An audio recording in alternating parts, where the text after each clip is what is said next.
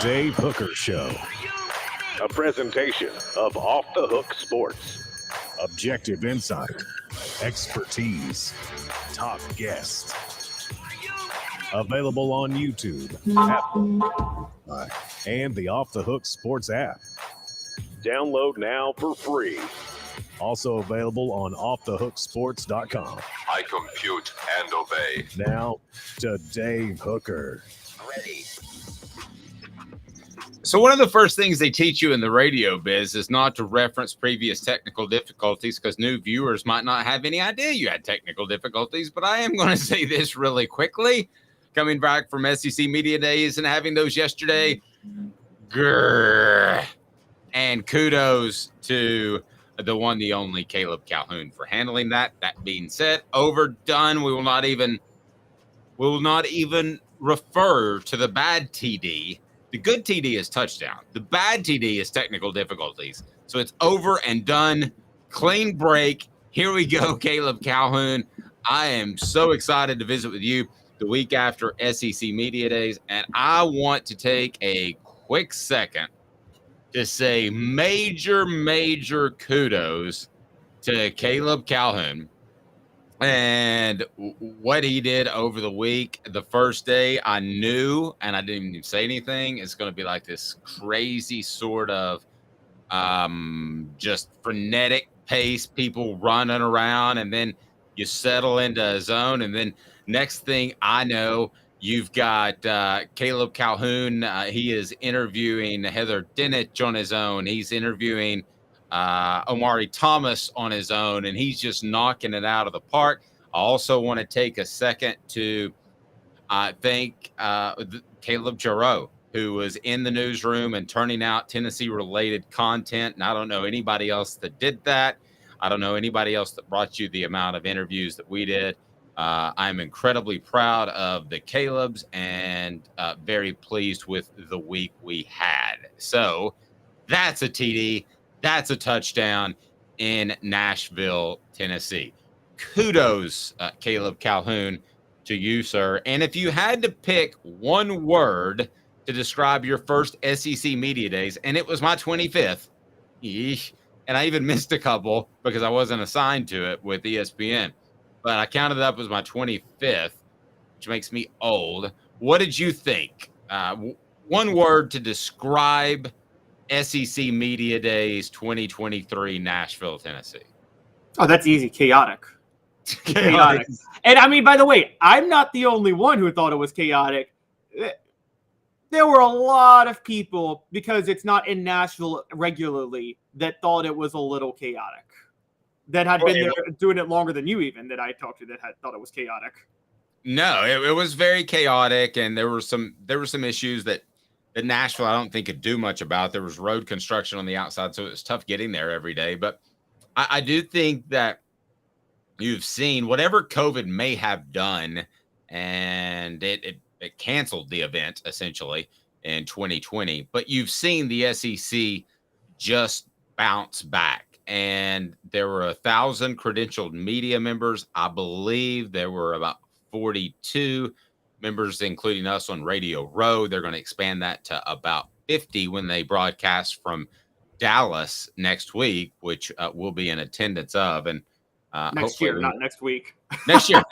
I don't think we have the energy to go to Dallas next week for this. No, we do not. So we have a lot to get to, and looking back, and we'll continue to bring back some of those interviews. And as we continue to kind of revisit, maybe reshuffle some things a little bit, I want to give you my impression of the two Vols that I interviewed.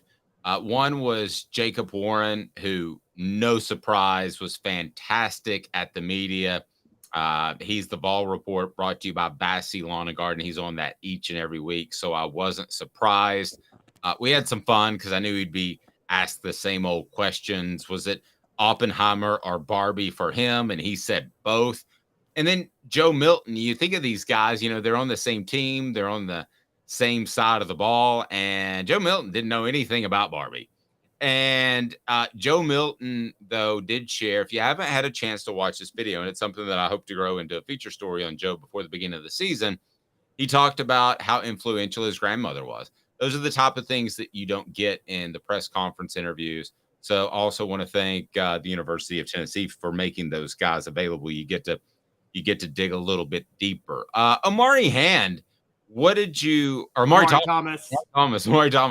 What did you pull away from that interview? What stood out the most? Because out of the three of those, I would argue that he is as important as any, because if he has a all-SEC defensive lineman type of year this year, then Tennessee's going to be in great shape.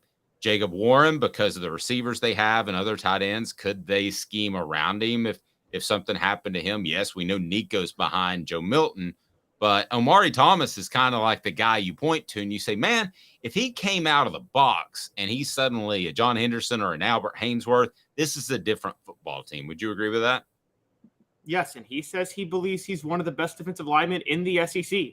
That's a direct quote from him. He says, I feel like I'm one of the best defensive linemen in the SEC. He's really ready to show it this year. I thought he had a really good splash, semi-breakout year last year. So I think that we could see a lot from him. Most importantly, he prefers Moneybag Yo to Key Glock, and he prefers 3-6 to Yo Gotti. For those people who don't understand Memphis references, because he's from Memphis, which I'm from Memphis too. And we both agreed that, and Ramon Foster and I spoke about this too, the best high school football's in West Tennessee, guys, in the state. Sorry, it is. Hey. My Knoxville Cats are hanging tight. My pal Panthers won their first state title ever 2 years ago. So I went through 3 years of PMS, as I mentioned this before, Powell Middle School, to get my PhD, my Powell High diploma. By the way, Travis saying the worst TD, of course, is STD. Yeah, that's worse than technical difficulties, I guess. I've never had one, so I would know. And Elias says, so which of you voted for Vandy to win the SEC? We'll get into that. I mean, you should have your vote taken away if you voted for Vanderbilt. And Travis says, did Joe ask you why you hate him?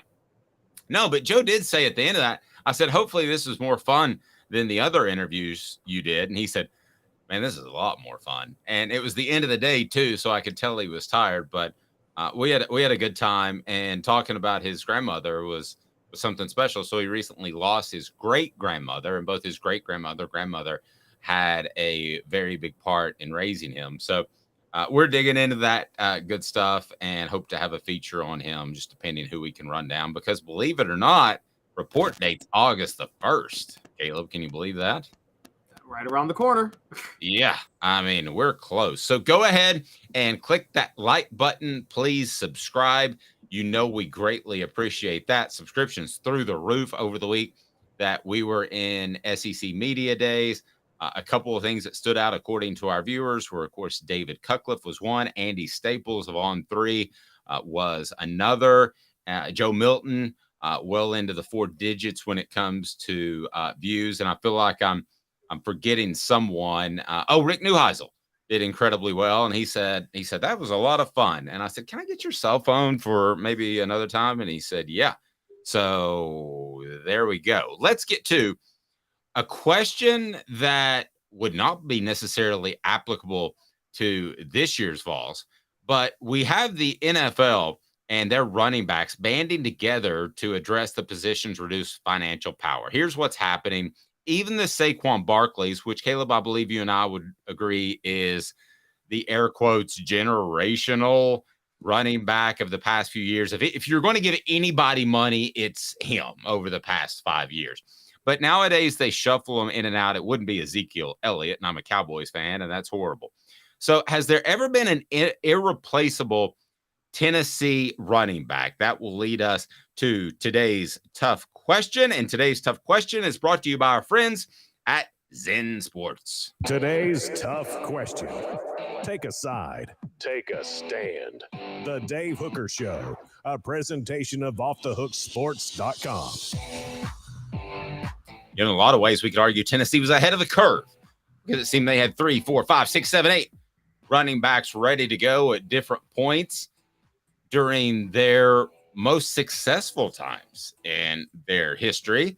So has there ever been an irreplaceable Tennessee running back? I want your thoughts on the message board. If you can, again, hit that like button, turn your notifications on if you haven't already. So we've got some big things coming up. But today's tough question: has there ever been an irreplaceable Tennessee running back? And it's brought to you by Zen Sports. Zen Sports, the new sports book in Tennessee, revolutionizing the way you earn sports betting rewards. That means no more deposit bonuses that turn into deposit nightmares. On Zen Sports, what you see is what you get. And with their cash rewards program, you get a lot of cash. For a welcome bonus, earn an unlimited 5% cash back on your betting volume for your first 15 days when you sign up with the code HOOKED. That's right.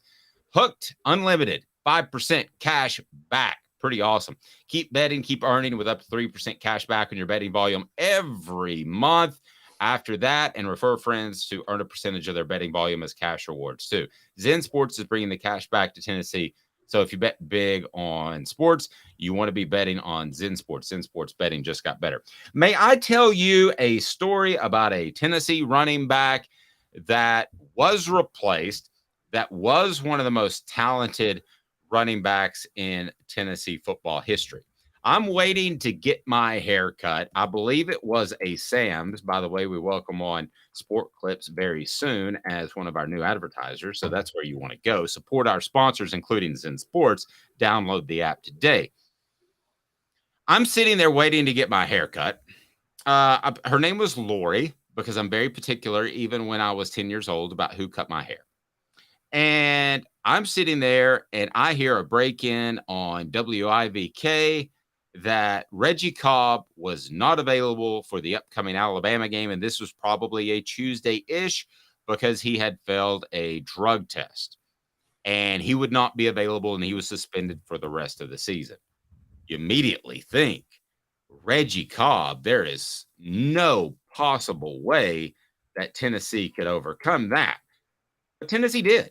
And Tennessee was still known as running back U, even without Reggie Cobb, and when he was suspended and essentially dismissed, I guess I should say, from Tennessee. So that illustrates what I believe is one of the best traditions of running backs in the nation, not just the SEC. If you can replace a Reggie Cobb, and they were able to, and you're going to bring up another player, Caleb, that they were able to replace, Tennessee was, you're talking about a pretty incredible group of running backs that Tennessee has had over the past generation. When I say generation, I'm talking about 45 plus years. Yeah, I think that, and that was the proof of how irreplaceable they were. I mean, Tennessee had a future NFL 2,000-yard rusher go down for the year in 1998 and proceeded to still dominate the SEC in rushing and win the national championship. 2001, they had lost, I'm speaking of Jamal Lewis, obviously. Jamal Lewis leaves. Travis Henry comes in. Travis Henry sets the all-time Tennessee football rushing record. Both those running backs go on to be NFL Pro Bowlers. Yet the guy who replaces them, who's nowhere near in their class talent-wise, Travis Stevens, has the best single season in Tennessee football rushing history, going for nearly 1,400 yards in 2001. I'm having trouble looking back in history and finding a time when a running back was irreplaceable. And I'm even going into the Robert Nealon years. Okay, you hear of George Cafago, you hear of Beatty Feathers, you hear of Gene McIver. When George Cafago was dominating at Tennessee in the 30s, they had a 3-time All-American guard in Bob Suffridge, the only 3-time All-American in school history, another guard in Ed Malinsky, and a tackle in Abe Shires. Okay, that's 3 All-Americans he was running behind. Something tells me if Cafago, now I will say Cafago did get hurt in the Rose Bowl of 39 and Tennessee lost to USC that year, but I think that was by far the best team they had played at the same time. So I can't think of a time when a running back was irreplaceable, honestly. No, and Elias had one that would have been in response to Reggie Cobb. So it was Chuck Webb that stepped in the next few years. And if you look at that group in particular, I think Chuck Webb is the best running back that maybe I've ever seen in person. But when he went down, there was a Tony Thompson that I believe rushed for 223 yards in his first game as a starter. Now, a lot of this speaks to Tennessee's offensive linemen, and we don't want to overlook those. I mean, there were tremendous holes, and Tennessee was able to benefit from that. You mentioned Jamal Lewis. They go to Travis Henry. Was Travis Henry a special back that would rush for 2,000 yards in an NFL season? No, but he was a very, very, very good college back, no question, and he was good NFL back. And a good NFL back. Yeah, that's what I was going to say. The one that I think would have been irreplaceable is Alvin Kamara. And the reason I think he would have been irreplaceable is he gave the Vols just enough of a spark that we all know Jalen Hurd was not fit for Butch Jones's offensive system. It was a get in recruiting he felt like he had to have, or it would have looked bad. But Alvin Kamara should have run the ball much more. We all agree. But what is that offense without his 2 or 3 plays a game? He only touched the ball like 9 or 10 times a game, but it seems like he would have 2 or 3 that would at least move the chain or something. So you're more dialed into those years with Butch, because that was the weird part about SEC Media Days is Caleb kept wearing his Bring Butch Back shirt in front of the other.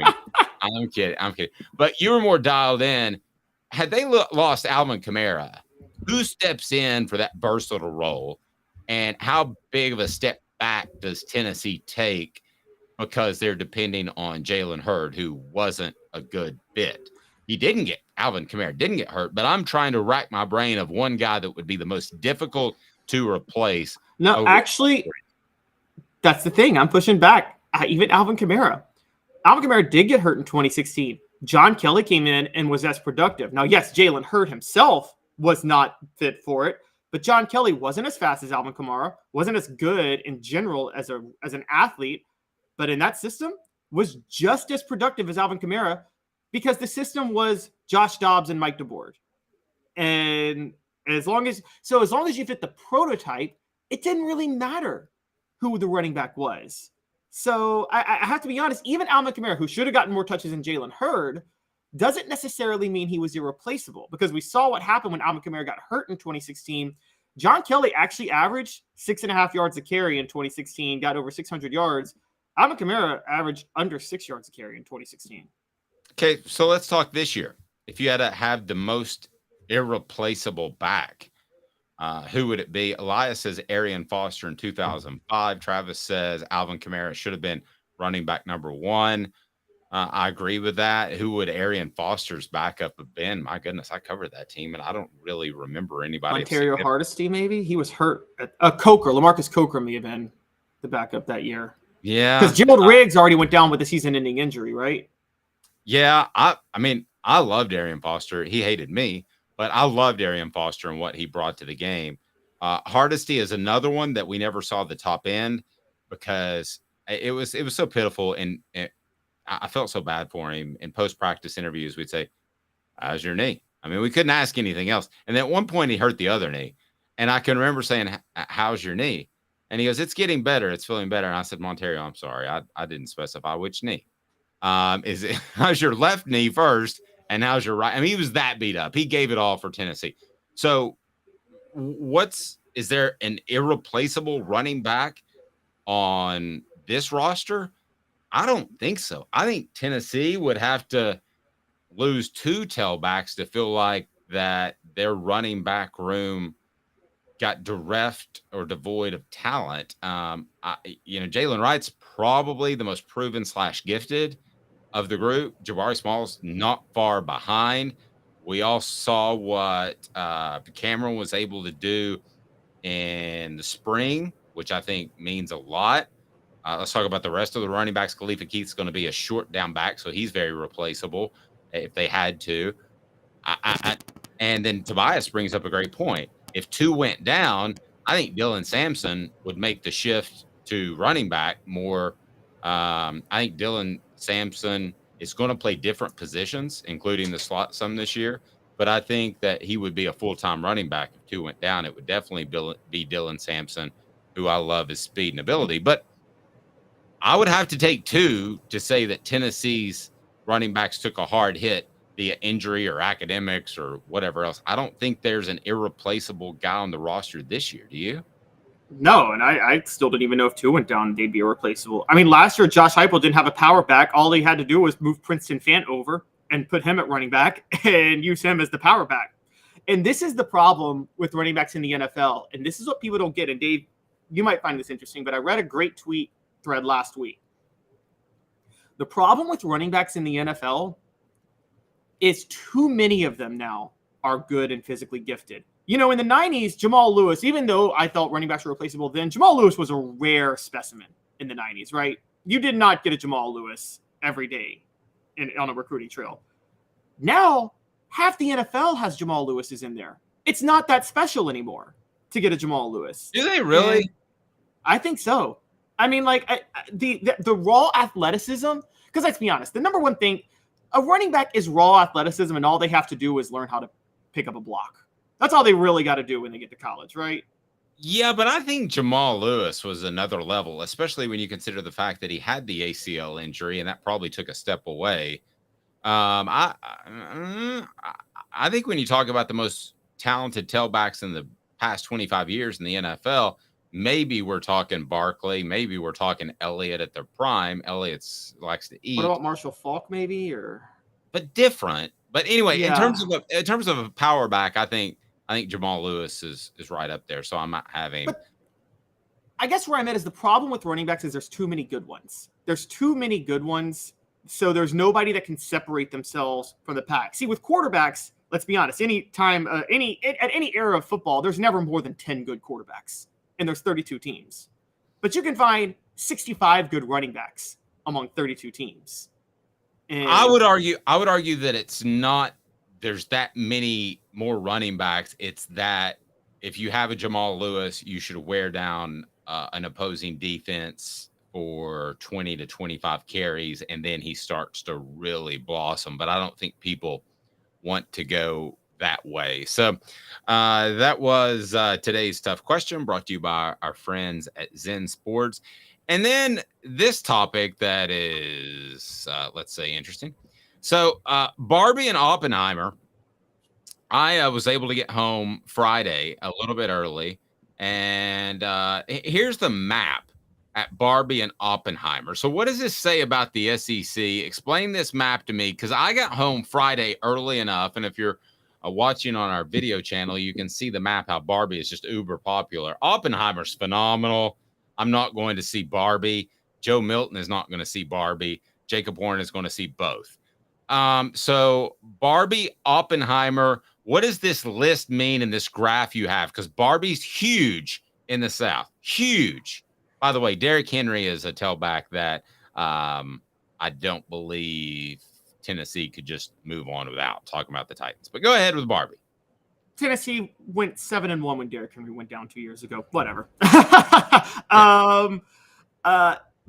This map shows Google search trends. Which one had more search trends over the weekend, Barbie or Oppenheimer by state? And as you guys can see, the SEC dominated Barbie. So in the Barbie and Oppenheimer debate, the Northeast, the New Yorks, Vermonts, New Hampshires, Maines, Massachusetts, they all preferred Oppenheimer. Deep South, it was Barbie, Barbie, Barbie. Look at Mississippi if you guys can see that. It's plus 20 to Barbie in Mississippi, and plus 14 to Louisiana, and plus 12 to Arkansas. Those are the three most Barbie states in the country. They prefer. So let's ask the hard questions, okay? Why does the South prefer Barbie over Oppenheimer? Because Oppenheimer is a great movie. I walked out of there and I said this, and you will not hear me say this probably again in my life, Caleb. That was Godfather level. That was Godfather 1 and 2 level. I thought it was that good. So come on, Barbie, let's go party, Mr. Jones says. No, I'm not going to party. My son saw it and said, Dad, you wouldn't get it. And he's probably right. But why does the South love Barbie more than Oppenheimer? By the way, which has a reference to Oak Ridge in it. And it's historic. And I thought it was one of the, I'm not ready to say top 10 yet, because I like these things to sink in and see it twice, because there are a lot of names, you got to put together. Like the second time you see The Godfather, you're like, oh, I get it. But it's right there. It's definitely top 25 movies that I've ever seen of all time, and it's probably going to end up in the top 10 when I mull over it. So why in the heck does the SEC care about Barbie? When I interviewed Amari Thomas, by the way, Amari was pro Barbie, and I wonder if in the world. Do you think this tracks with like the percentage of people in a state that have college degrees? Like, do you think like the more college educated a state is, the more pro Oppenheimer it is? Because that would explain why the Northeast is so pro Oppenheimer, wouldn't it? I don't know. No, by the way, most pro Oppenheimer was New Mexico plus 16 because Oppenheimer basically took place in New Mexico. Yes, but here's my thing on the Barbie thing. I understand that it's supposed to be a satire over I understand all of that. And we're not going to get sidetracked on movies for a long time. As a matter of fact, I'm about to move on. But I understand it's supposed to be a satire and you're supposed to get it. It's not just about Barbie having fun in her playhouse. Okay? I get that. I understand. But still, who would rather watch that in the South than Oppenheimer, which if they hadn't have found the minerals in Oak Ridge is barely a train stop between Knoxville and the next place you're going. I mean, how can you not? I don't understand how you can't like Oppenheimer. I mean, I will say I'm going to say this. Barbie is based on a true story, Mr. Jones says. It's called. I think that's called sarcasm. Oh no, the best one is still Elias. You got to put that one up. A Barbie watch party with Coach O. Hey, what's going on, Barbie? No, but pretty good. Barbie like I'm with Ken. And Coach O like, that don't matter. What does that matter? Yeah, I hate the fact they don't serve a Red Bull at the front, so I brought my own. And maybe something else to go with it. Now Travis does give us this. Margot Robbie is uber hot, but let's face it, Oppenheimer is an intelligent crowd. Margot Robbie is super hot. She is super hot. Some people were saying she was mid last week, though. She was what? Mid. Oh, I got to teach Dave about What does mid mean? Mid is the new word for basic. Oh. Well, everybody turns basic at some point. Hell, I passed basic 20 years ago. So I don't know. Are you saying in your prime you were way above basic, Dave? I'm saying in my prime Could you have played Ken? No. I'm saying in my prime I was well done. And right now, if going the other way, I'm like mid rare, the way I order a steak. Was that a reach? Medium rare is better than well done. What are you talking about? I agree, but I'm just trying to use the do the reverse. By the way, just from a football perspective, since Ryan Gosling played Ken, y'all never forget that before he was Ken, Ryan Gosling was an absolute liability at cornerback and Remember the Titans. True he was. We all got that one guy, don't we, on our high school team we look back at, and I'm not going to say his name publicly, but I know who it was, and the reason that the Powell Panthers didn't win a championship in 1991 was one dude that they just absolutely went after. But we've all got that guy. That guy's Ken, in my opinion. All right, coming up, ranking every member of the Vols staff by importance, and Caleb Calhoun has done this on offthehooksports.com. So we'll do that. And I just want to thank everyone with the kind notes they passed along with the SEC Media Days coverage. I'll just go ahead and tell you, adding this whole, I don't know what they call it, video aspect is a little bit more difficult than you might think. And without Caleb Calhoun, it would have been just a fiasco. But Elias says, bunch of dudes saying Margot Robbie is like a 5 out of 10. And then he says, but they're almost all 2 out of 10 dudes. Exactly. Like, let's be honest. There's some females in the world, and the females listening, I would like your input. There are a couple of females that I got that I have been absolutely starstruck around. And you know, Caleb, I can talk to anybody, right? But I did get around. Layla Kiffin was one that I was like, oh my gosh, she's wearing heels and stuff. And in person, it was stunning.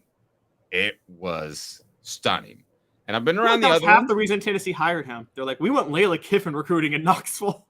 And not a bad idea. Not a bad idea. Tennessee's most important coaches coming up next. He's Caleb Calhoun. I'm Dave Hooker, Off the Hook Sports.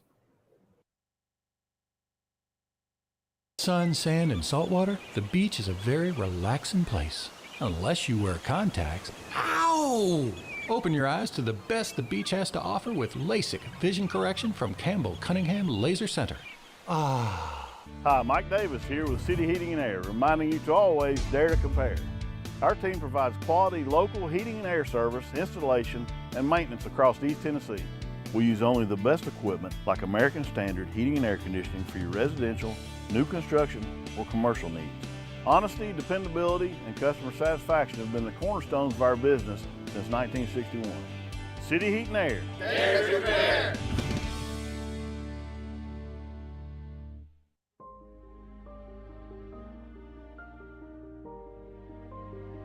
Our family has been creating one-of-a-kind pieces of jewelry in West Knoxville since 1986. Each piece is a combination of unique processes that bring your idea to life. Every day in our shop, a truly special item with a story all its own is being manufactured in our facility, bringing the history and family sentiment into a whole new generation of life. We're grateful that you chose us to be Knoxville's best jeweler, a title that we value and respect. Because to me, being a jeweler and owning a jewelry store are not the same thing. I'm Rick Terry. I'm a jeweler, and we want to be your jeweler. Kingston Pike and Campbell Station Road in the heart of Farragut, and downtown on Gay Street right next to the Tennessee Theater. When you want a hard cider that's easy to enjoy, one that's crafted to perfection, you need Tennessee Cider Company. Some say it's the signature cider of the South. Others say it's the cure to your craving. They all say you'll savor every sip. With a selection of ciders free to sample, all it takes is one taste. Visit tncidercompany.com for more information, as well as to shop our ciders and merchandise online. Thirsty yet? Doors open at 10 a.m. You're listening to The Dave Hooker Show, a presentation of OffTheHookSports.com. The internet is full of pictures of each and every one of you. Available on YouTube, Apple, Spotify, and the Off the Hook Sports app. Download now for free. Is there nothing you people can't do? Also available on OffTheHookSports.com.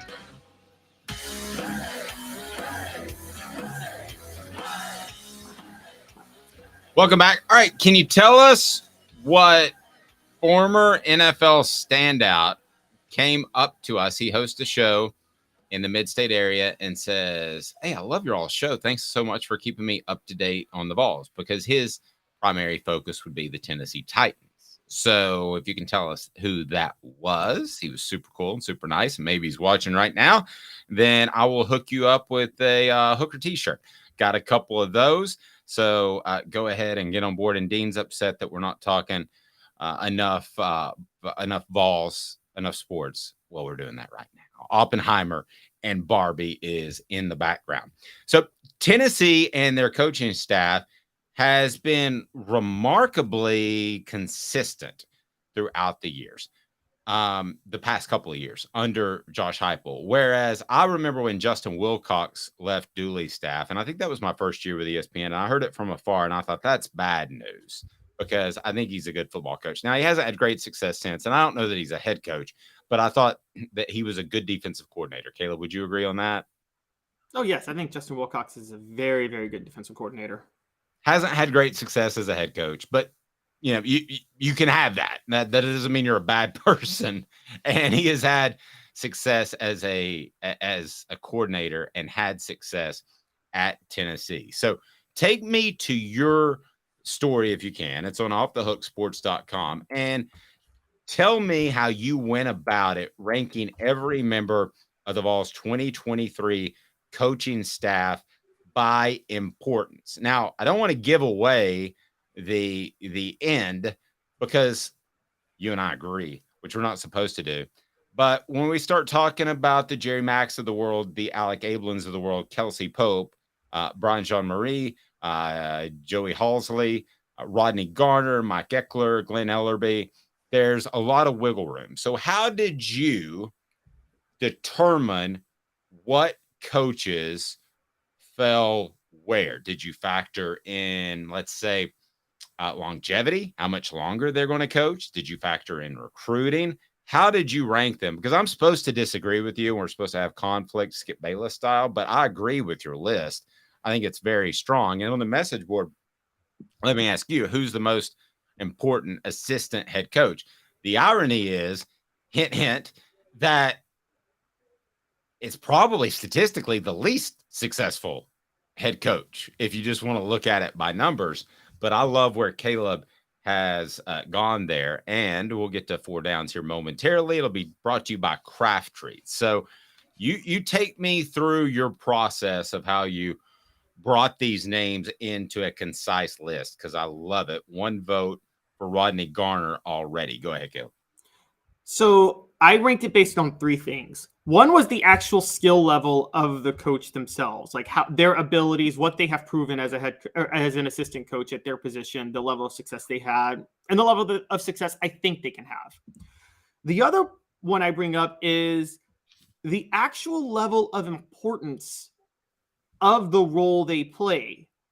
And I think this is where a lot of people are going to get confused. And there's 2 ways to factor in the importance. One is, does your position require a lot of coaching? You and I both know running backs doesn't require a lot of coaching. Am I right, Dave? I mean, that's just a fact. No, very true. Yeah. And so you can make up for that, but you can't make up for that if you're pulling in 6 4-stars a year, right? Exactly. That was going to be the third factor. But the second factor is, does your position require a lot of coaching, or does someone else have their hands over what you're doing? So a lot of you guys are going to be shocked where I have Joey Halsley, and the reason I have him maybe not as high as you might think is because everything Joey Halsley does, I feel like Josh Heupel's doing too. And then the third one is your ability as a recruiter. And recruiters, that's where irrelevant position coaches matter the most. Is they need to be, if you're coaching running backs, you need to be on the recruiting trail every day. Like every single day, you need to be on the trail. Agreed. Let's take the list now. Let's take a look at the list now. Easy for me to say. And it's brought to you by Chill Pills. CraftTreats.com, where they have the Chill Pills. CraftTreats.com, the Chill Pills. Please support our advertisers. And you can put in the exclusive promo code Off the Hook. That's Off the Hook at CraftTreats.com. Get 20% off when you use that exclusive code Off the Hook. That is Off the Hook. The Chill Pills will help with your dog's digestive issues or your pet's digestive issues. Also, arthritis and anxiety. They have the CBD derivative. So we've got a vote for Garner. So here is how the list goes according to Caleb Calhoun. I'll tell you what I think. Willie Martinez, the defensive backs. I think Willie Martinez is an above average recruiter, but right now it's tough for me to have him anywhere but 10th based off what Tennessee has done in the defensive backfield. Alec Ablin at tight ends just got the job. He may turn out to be the next Bill Belichick of the world, but we don't know that right now. Jerry Mack at running backs was 8th. Again, running back is not a terribly difficult position to be able to coach. So I'm assuming you think his recruiting is kind of, it's got to be stellar to stand out at the running back position, right? Yeah, and I have him ahead of Ablin and Martinez because I feel like he's actually a better recruiter than both of them. And he is a young, energetic recruiter. But outside of that, nothing special yet.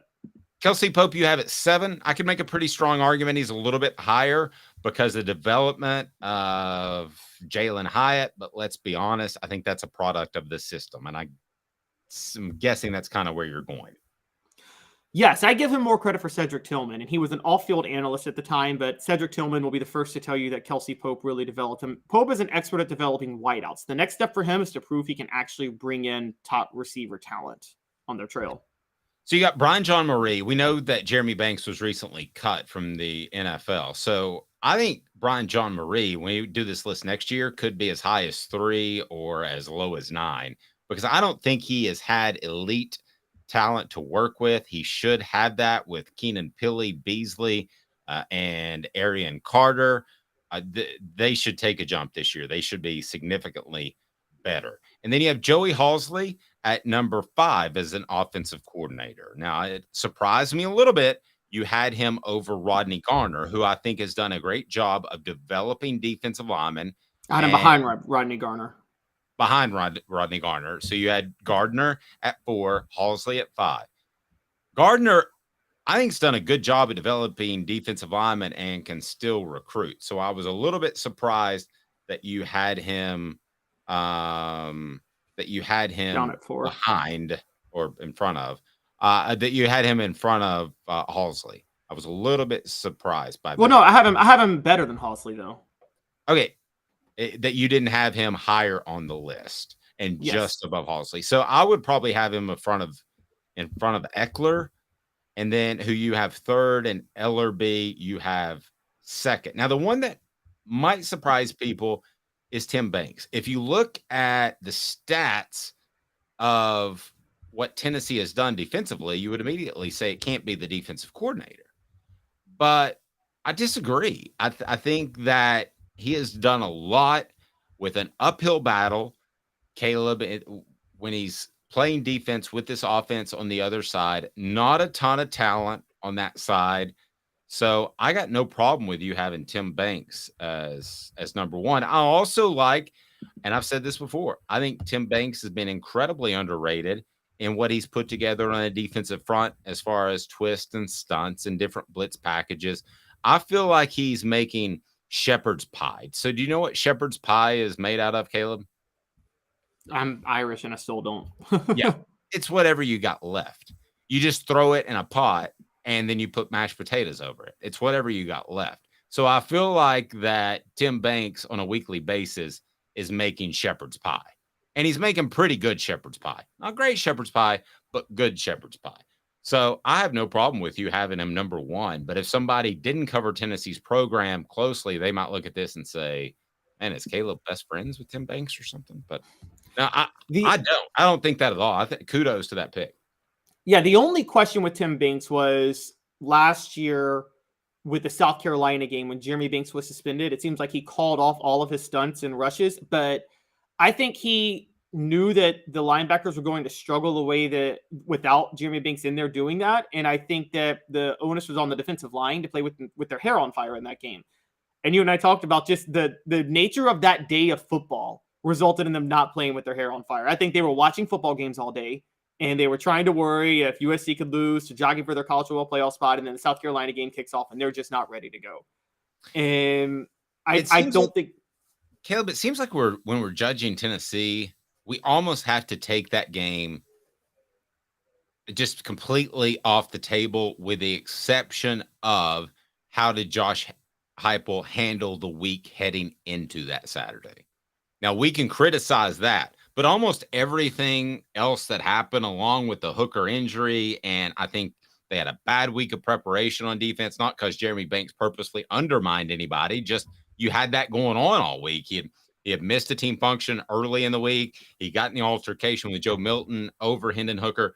I almost think when you judge these coaches, with the exception of the head coach who should have been able to get things under control earlier in the week, I think you almost have to remove that from the way we judged the Vols last year.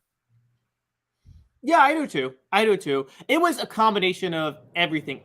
Dave, if that's a noon game, I bet Tennessee wins that. I don't know how you feel. I bet Tennessee wins that if it's a noon game. I think defensive line is ready to go. But I think a night game that they're not really that hyped about playing in South Carolina. Again, you educated me on this.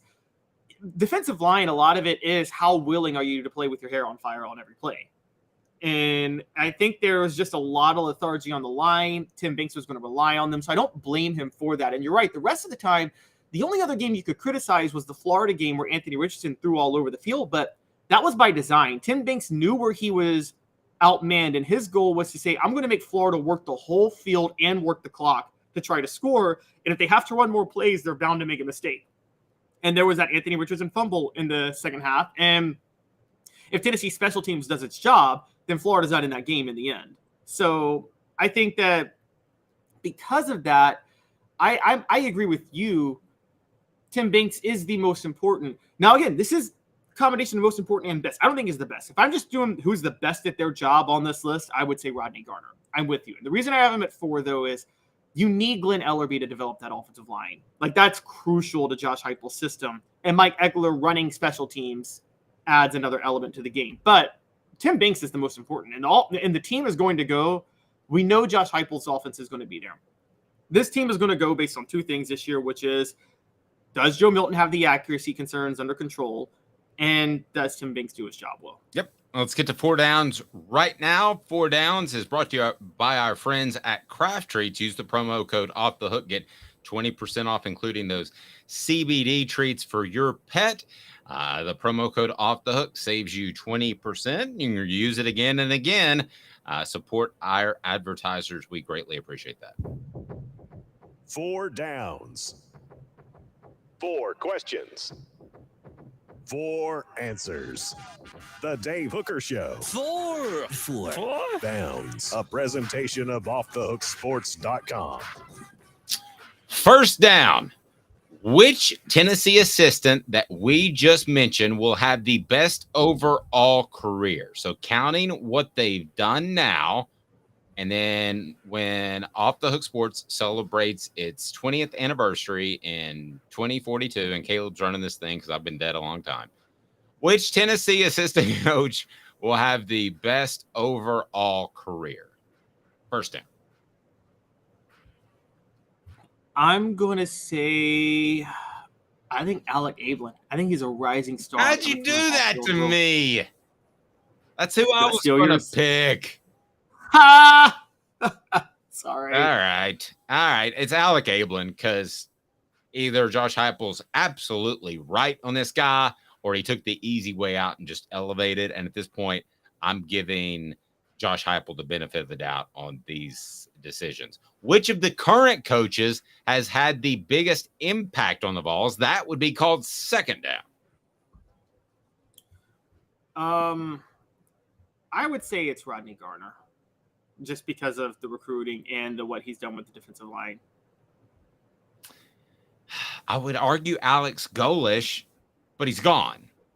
So I guess you're right. Agreeing way too much on the program. We're going to have to go over these things a little closer in our 3:45 production meeting every morning. So, Coop, what down is it? Tennessee center Cooper Mays here. Third down. Which of these coaches that we have mentioned is most likely to leave? Will be the first to leave. That will be Willie Martinez, because I don't think he's going to like the lack of respect he's getting from people like me, and I don't think the staff themselves really respect Willie Martinez that much. I'm going to say Alec Ablin because I think that he'll get an opportunity to be an offensive coordinator. Not a head coach like Golish, but get an opportunity to be a head coordinator, to be an offensive coordinator. Not a head coach, but an offensive coordinator. I could see that happening if Tennessee has 2 more good years offensively, especially 3 more good years offensively, as you would expect that they would have with Nico waiting in the wings. I wouldn't surprise. So do you think? Go ahead. Do you think Ablin will be hired as an offensive coordinator before Hausley is hired as a head coach? See, that's the direction I was going to go. I was going to go that Hausley is going to be viewed as, hey, you're just there while Josh Heupel runs his offense, where somebody like a smaller school could pick an Ablin and say he can bring a lot over, but you don't have to make the commitment as a head coach. So Ablin would be for somebody who wants to run the offense, but doesn't want to but doesn't trust the head coaching ability. They just believe in the offense itself. Right. It would be like when Tulsa hired Gus Malzahn as the offensive coordinator, and they were number 1 in the nation in offense for 2 straight years. That kind of hire, a Tulsa kind of hire, says, I think this Ablin guy may be something. All right, which coach has the best year this year? And a lot of the recruiting's already in the barn, so we can start to lean towards what coach has the best year this year. I'm going to go ahead and throw mine out there. Based off what we think about him, I'm going to say that it is the guy that we've kind of banged up on a little bit, and I think it's Mike Eckler. I think as linebackers coach, and if you want to throw Brian John Marie in there as well, because Eckler does a lot of special teams and the outside linebackers, but there's really only one outside linebacker nowadays. So I think it'd be one of those two at the linebacker position. I think Tennessee goes from very average to pretty good at linebacker with Carter and Peely and Beasley. So I will say those two are the most likely to jump up on the list when Caleb does this list next year. So the 2 people running the linebackers, Brian G. Mary and Mike Eckler? Yep. It's your list, so whoever you decide to give more credit to. Yeah, I think it's going to be the same person who got it last year. I think it's going to be Kelsey Pope. I think you're going to see another emergence of new receivers that are all superstars this year. Yeah. All right. Go ahead and hit that like button, hit subscribe. We greatly appreciate that. Also, we'll have the Celebrate 98 series coming up very soon. If you haven't checked out Dante Stallworth, he was fantastic. And this just really frustrates me, and it makes me think of the Heisman vote, which I take very seriously. I do. Caleb can tell you, I do like 4 or 6 hours of research before I send in my Heisman vote. Apparently, nobody did any research whatsoever into the league that they cover, because Vanderbilt received 4 votes to win the SEC. 5? They were tied for 4th most. What was he thinking? Release the hounds. The Dave Hooker Show. Keep cool. A presentation of OffTheHookSports.com. How does that happen, Caleb? How does Vanderbilt receive 5 votes to win the SEC? I mean, I'm all for people having different takes and that sort of thing. And if you want to pick South Carolina to win the East, at least you could make an argument for that. If you want to pick A&M to win the West, you could make an argument for that. You and I wouldn't agree with either. But to win the entire league, Vanderbilt, and it happens to be in Nashville, where there's just some TV people that were in attendance because it was in Nashville. And I pick TV people because not all the time, but most of the time, they're the less learned of the media individuals. Is that why they got 5 votes to win the entire league, right? Not the East. Yeah, the entire league. Come on. And people can laugh at me on this because people can talk about how this is a joke and whatever, and it's just the writers. I wrote about this weekend. So this was the first time I ever had an official ballot to vote on things in my life. And y'all can say I was starry-eyed being at SEC Media Days, but I took it very, very, very seriously. You weren't starry-eyed at all. You were working hard. Yeah, and I took it, and here's why I took it seriously. I don't think, and Dave, you know this as well as I do, there is no sport where writers have wielded more power than college football. Writers made college football matter. Name national champions. Yes. Writers for the first 130 years of the sport were responsible for who the national champions were. No other sport was like that. And don't think for a second if they decided they didn't like school X and they kept them around 20 when they should be around 10, that it wouldn't affect where they are in the college football playoff, because it would. But anyway, I know they're 2 separate things, but one day when we have a 12-team college football playoff, if the writers don't like Coach X because he's hard to deal with, Bill Snyder, then you start voting him down. And then it's harder to make the argument they should be in the 12-team playoff. So there's still a ton of power there. Whether or not they deserve it could be the argument. But go ahead, finish your thoughts. You did take it seriously. You were into it. You're like, where's my email to fill it out? And bam, there we go. Yes. And for those who question this, guys, SEC football is not a thing if Grantland Rice doesn't exist in the early 20th century. He made SEC football popular because of his writing before the SEC was a thing. Southern writers, the writers that wrote about the Rose Bowl game that changed the South in Washington and Alabama, the writing of that in 1926 was what made college football such a big deal in the South. So I took this very seriously. When you do something as laughable as voting Vanderbilt to win the SEC, Dave, this is the reason white writers have lost the power that they wielded over the last 25 years over college football. And they still have power, but they don't have the power they once had. And it's because of stuff like this that they've lost their power. And who can blame the powers that be in college football to say, why do we have we all laugh at the NCAA and these institutional norms of college football, but they have every right to sit there and say, why should we leave the power in the hands of these writers who are so political with everything they vote on, either as a troll or their feelings on something, that why should we leave the power in their hands? And they have taken so much power away from the writers, and they're going to take power more away. And the AP poll is a huge fun part of college football. The way they're going right now, if they keep doing this stuff, no one's going to care about the AP poll in 20 years. Nobody.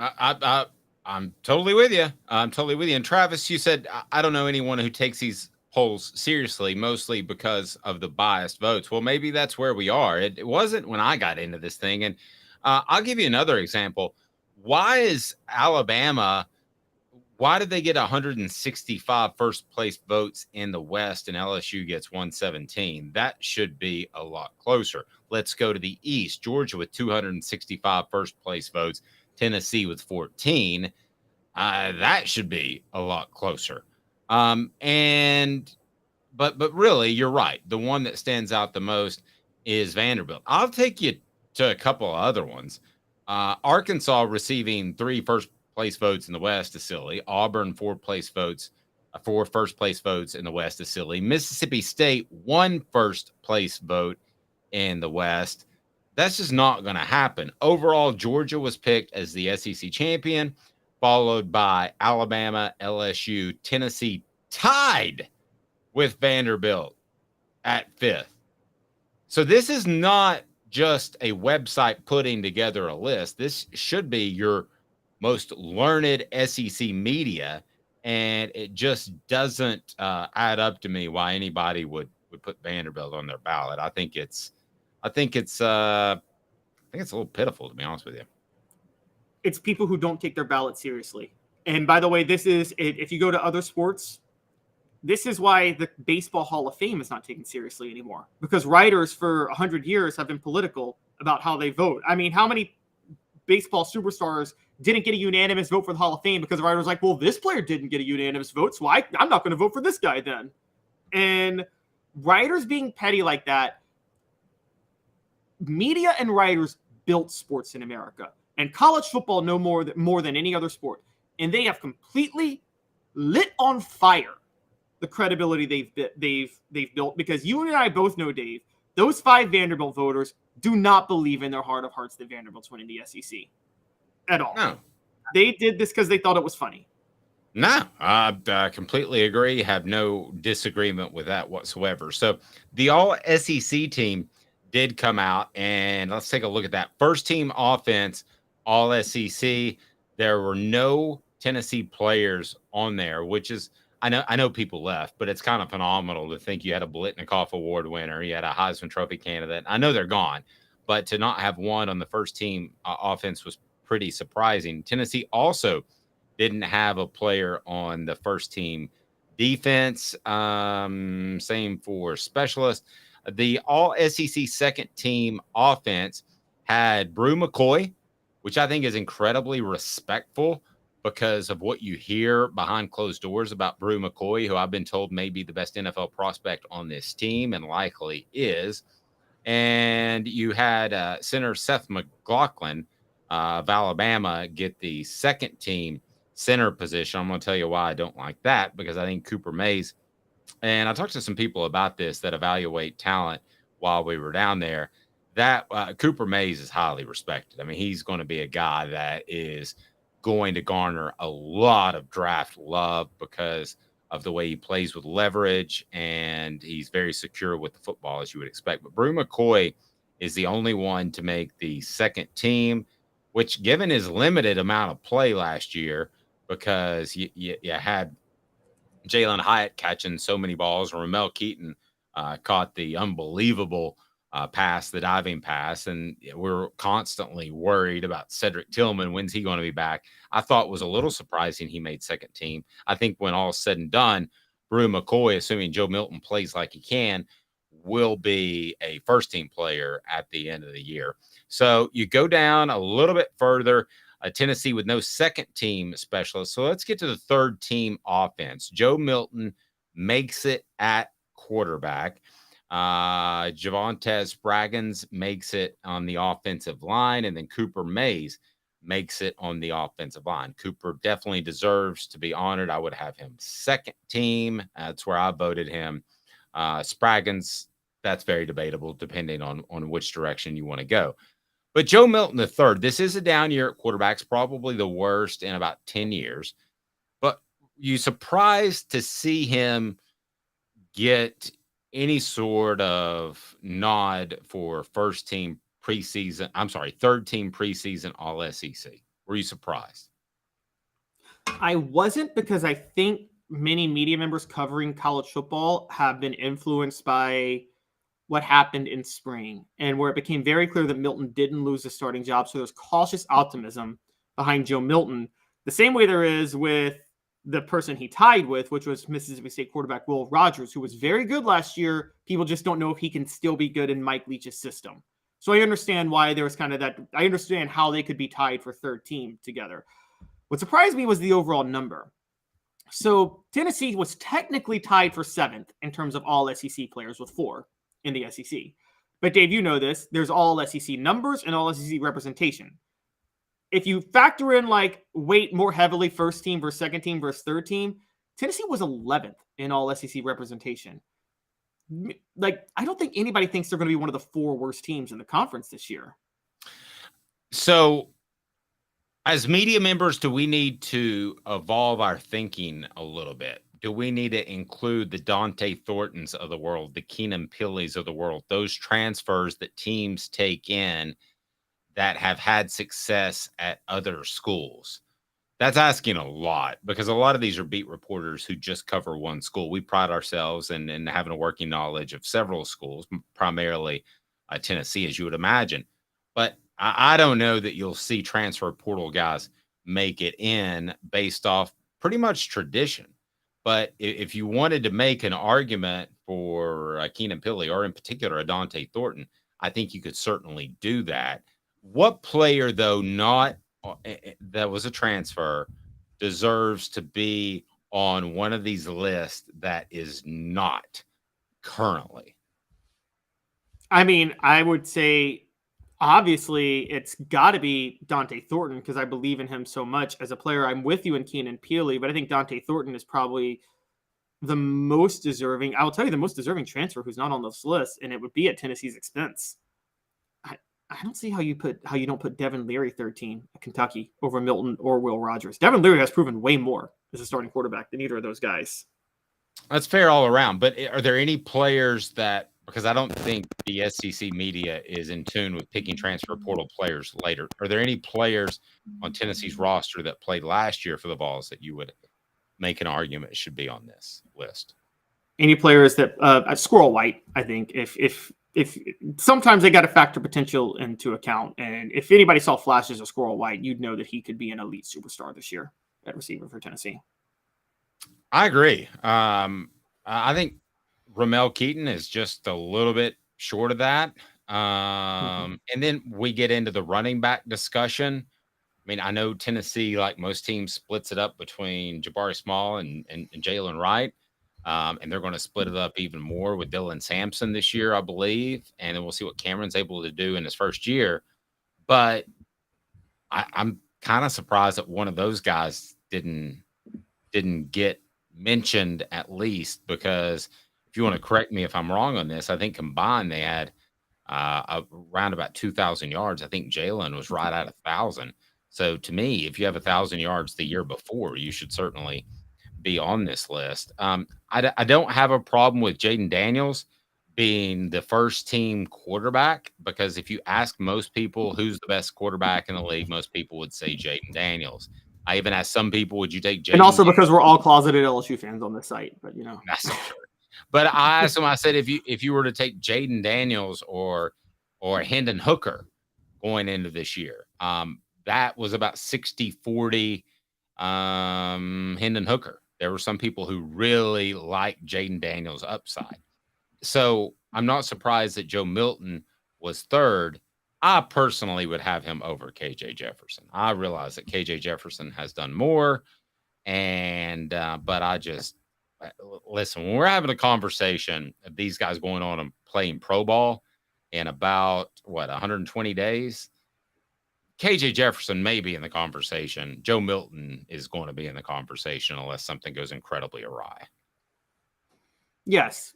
And also, we really have to question KJ Jefferson without, I think Kendall Briles is gone now. And I think Dan Enos is there, right? So you really have to question KJ Jefferson this year. So it's hard to know what's going to happen with that. All right. So, but any other player you think, give me 3 players that will be on the postseason list that aren't on the preseason list. From Tennessee? Yeah. And I'm going to go first. I'm going to go I'm going to go Dante Thornton / Squirrel White. And then I'm going Beasley and Peely. So I really picked 4. 2 linebackers? Both linebackers are going to be all Yes. SEC, man? I think, well, and here's the other thing that works against me is they just do 2 teams after the year. They do 3 teams before the year. So I might get burned on this one. But, yeah, that's where I'm going. All right. I'm just going to say, I'll actually take a stand and I'll say Squirrel White. And I was a Dante Thornton believer before spring practice, but my list is fluid and Squirrel White did not give up the slot job so it's going to be Squirrel White for me. Gerald Mincy at right tackle, I think is going to shock a lot of people. And then I got a freshman going on there, Jordan Matthews at cornerback. Wow. Not even thinking about Ricky Gibson. You're just good with Jordan Matthews. I love Louisiana kids. Yeah, you do. All right. So greatest season. Mr. Jones says Jabari Small should be on there. Travis says KJ Jefferson equals Josh Booty. I don't hate that comparison. Actually, 2 minutes. Greatest Tennessee football seasons by a quarterback in its long, illustrious history. 2 minutes, and we'll get to that. Stay tuned. Caleb Calhoun, Dave Hooker, Off the Hook Sports.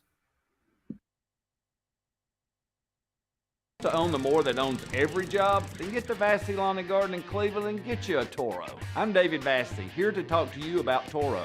With a Toro Zero Turn, you'll get more out of every minute and you'll reach the finish line faster. At Vassey's, we like to say, no matter if you're mowing 3 acres a week or 11 lawns a day, homeowners and business owners alike find confidence in equipment they can trust from top to bottom. Vassey Lawn and Garden, Highway 60 North in Cleveland. Man alive, it's worth the drive.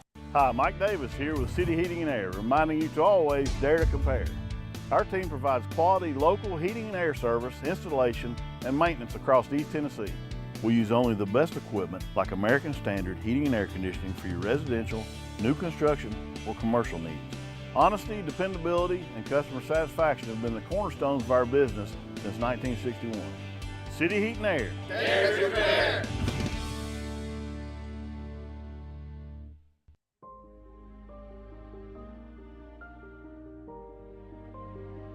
Our family has been creating one-of-a-kind pieces of jewelry in West Knoxville since 1986.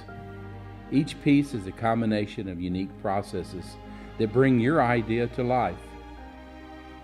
Every day in our shop, a truly special item with a story all its own is being manufactured in our facility, bringing the history and family sentiment into a whole new generation of life.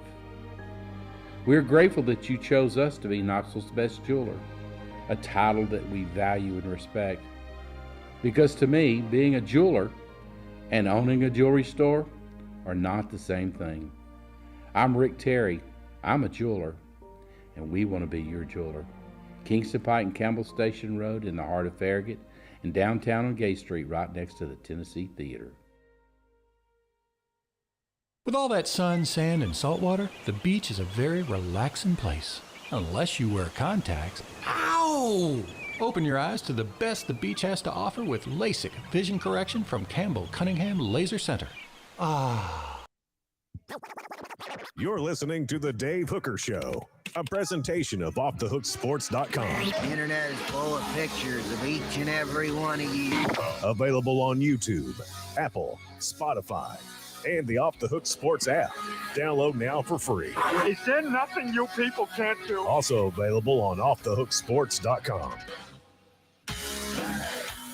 A bit of breaking news, and that is according to Shams Sharinia. I don't know who that is, if you want to help me. But apparently USC All-American Bronny James collapsed on the court Monday. Statement said yesterday while practicing, Bronny James suffered a cardiac arrest. Medical staff was able to help treat Bronny and take him to the hospital. He is now in stable condition, no longer in ICU. He asked for respect and privacy for the James family.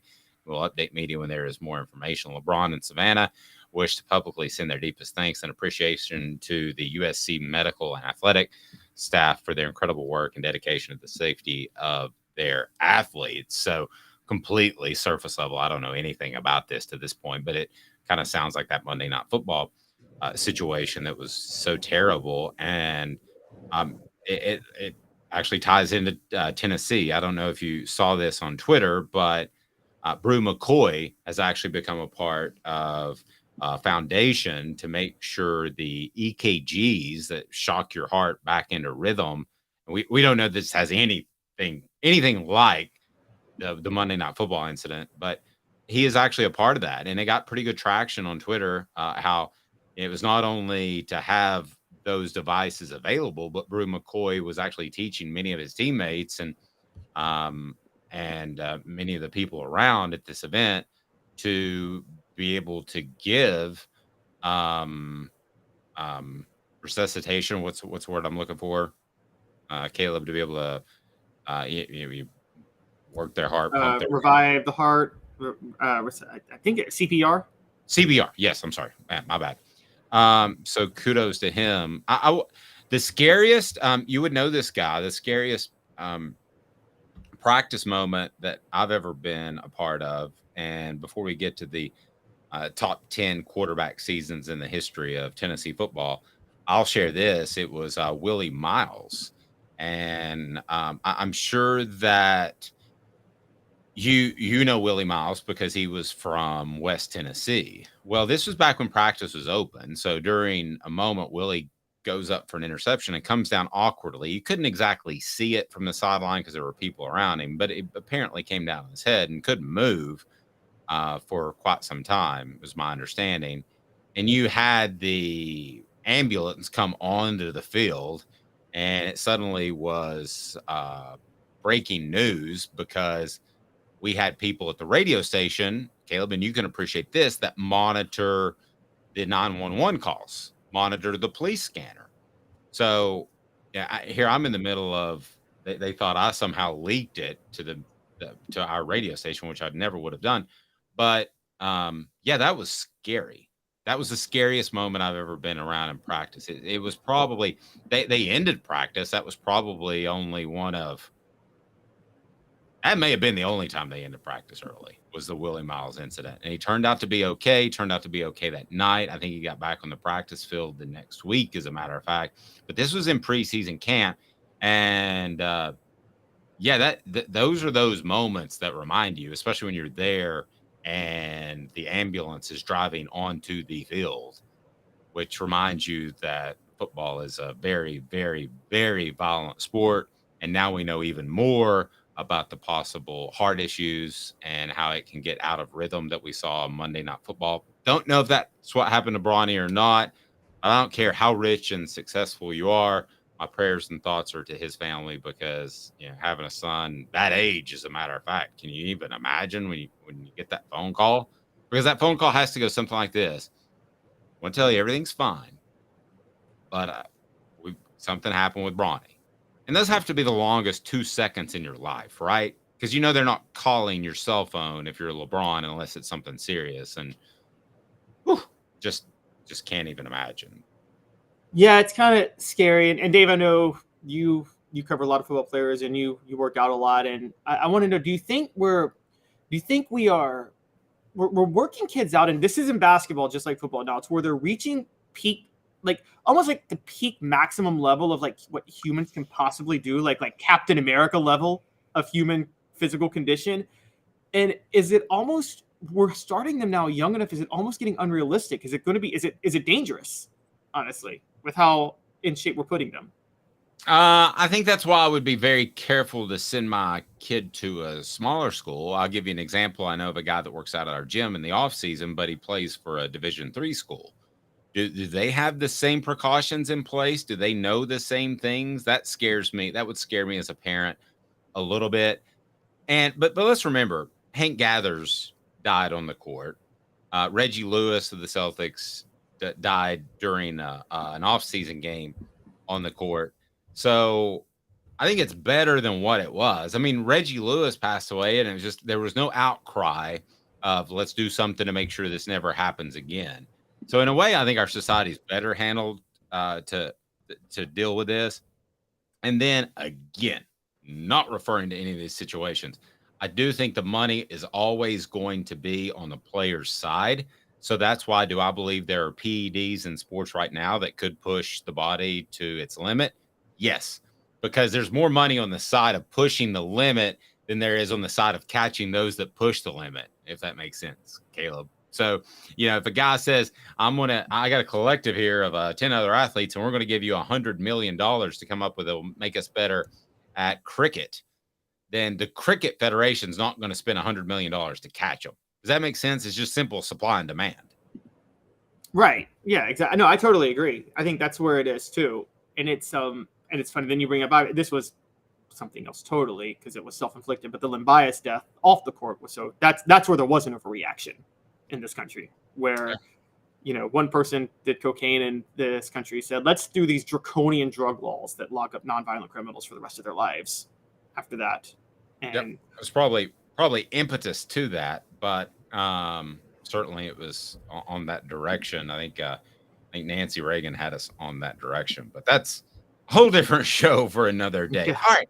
10 greatest season by a Tennessee quarterback. We love to do this. Smoky hot takes as we look back over the years as the Vols have had quite the history with quarterbacks. So here's what I did. Do we have your story up on offthehooksports.com? Because I purposely avoided it because I wanted to play. All right, I got it up now. Okay. All right. So I'm not going to look at it, but I'm going to tell you in my lifetime, and we're talking 10 greatest seasons by a Vols quarterback, I would go last year, Hendon Hooker. I would go 97, Peyton Manning. And that's pretty much it. As I go back as a fan to the late 80s, I'm sure I'm missing one or two, but let's take a look at your list if you want to count them down, and then go ahead and get on that message board and tell me what was one of the greatest seasons you ever saw by a Tennessee quarterback. So I kind of got those as my two that I believe stand out. So let's unveil your list. It's on offthehooksports.com, and you can kind of go through that with us. And when you talk about the 10 greatest seasons, you had number one, Peyton Manning, 97. And I'm looking at this for the first time. I purposefully Do you want to count down, build up to the top ones? Well, no, because I want to kudo myself on saying I got the top two. Okay. And then you got Hendon Hooker 2022. Now we'll count down. So you start with a guy that had a whip. If he had a David Cutcliffe in his life, he's probably winning Super Bowls and an All-Pro.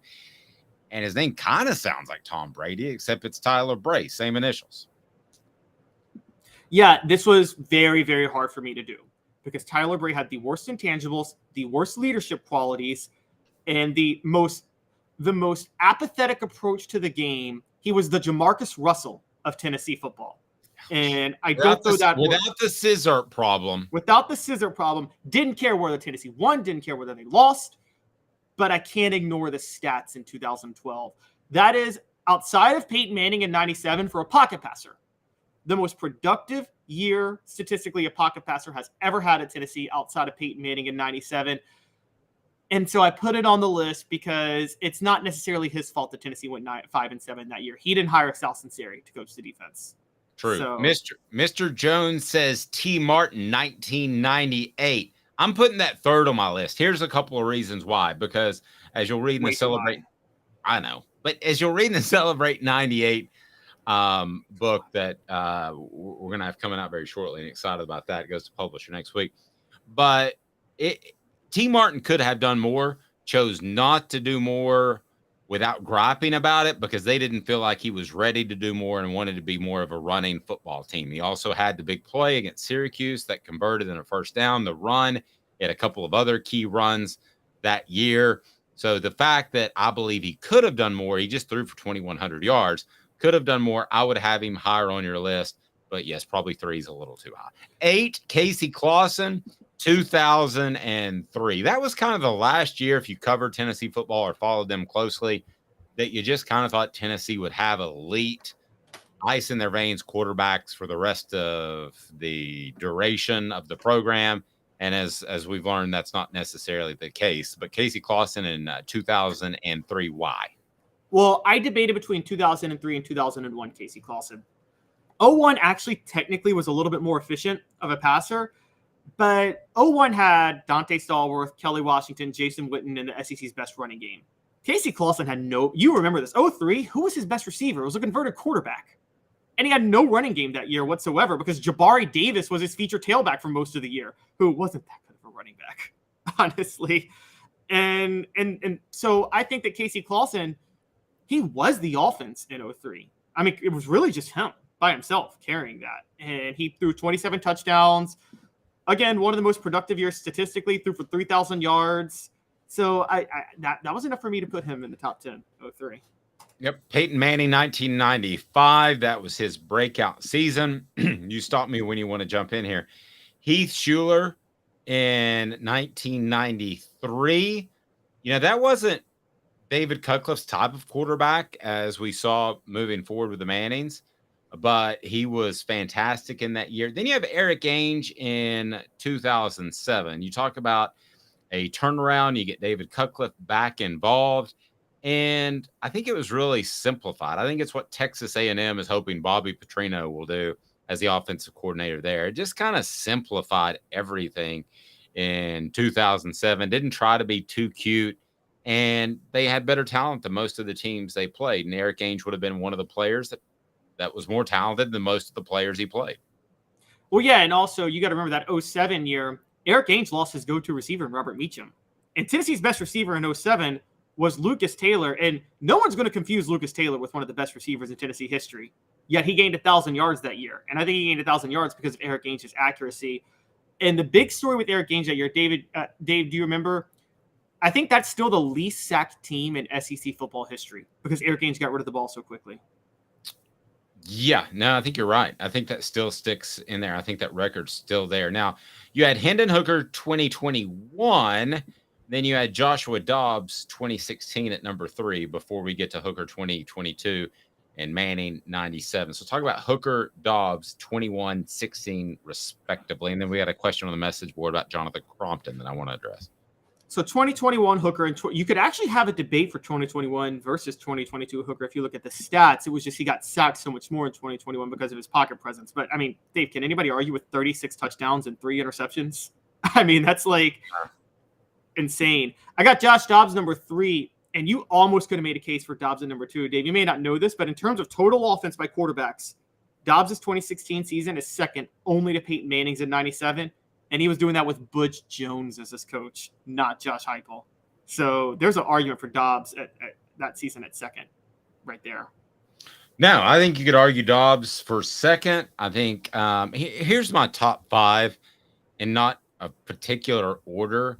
And I am factoring in team success. And I hate it when people say, oh, this guy won 4 Super Bowls, so he's automatically a great quarterback. That shouldn't be a stat, but team success does mean something. So before I get to my 5, success means calling Andy Mason at andymasonrealestate.com. You've got the number there. You've got the form fill where you can get the best service, the best prices in East Tennessee. I'm proud to tell you about andymasonrealestate.com. If you have any sort of real estate move that you need to make, best service, best prices in the biz, andymasonrealestate.com. Support our advertisers so we can keep coming to you each and every weekday at 10 a.m. So my top 5 would consist of Hendon Hooker number 1 in 2022, Peyton Manning number 2 in 1997. I'm giving your guy Josh Dobbs a shout out for 3 because I think he overcame bad coaching. So I'm adding in a lot of extracurriculars. I thought that what Heath Schuler did, I would have him in my top 5. Again, no particular order in 93. He was just really fearless when it came to going on the road. And then I'm going to have T. Martin in my top 5 because I believe he could have done more. He chose not to do more because that was the best for the team. So that's my top 5 in no particular order. So finally, we disagree on something. This has been the biggest. Yeah, and like we've been hugging it out. You are so wrong on Peyton Manning and Hendon Hooker and compare it. Like Peyton Manning in 97 is the gold standard. And I'm going to tell you a couple of reasons why. Peyton Manning did not have a Biletnikoff winner he was throwing to at receiver. And I'm going to tell you this right now, Cedric Till, his go-to receiver was Marcus Nash. Dave, what did Marcus Nash do in the NFL? Not much. Complete flame out. Peyton Manning did not have Josh Heupel coaching him. You could say David Cutcliffe, but David Cutcliffe wasn't the guy that maximized quarterback stats the way Josh Heupel did. And Peyton Manning, statistically, production-wise, that is the number one total offense year ever by a quarterback. And Peyton Manning didn't even have any rushing yards to add to his total offense because he couldn't run. Pure pocket passer. And so it's easily Peyton Manning, and he won the SEC title, which, say what you want, Hendon Hooker didn't do.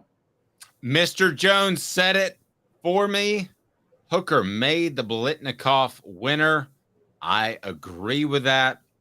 So I have no problem putting Hendon Hooker. We'll find out, but I have no problem putting Hendon Hooker above the 97 team.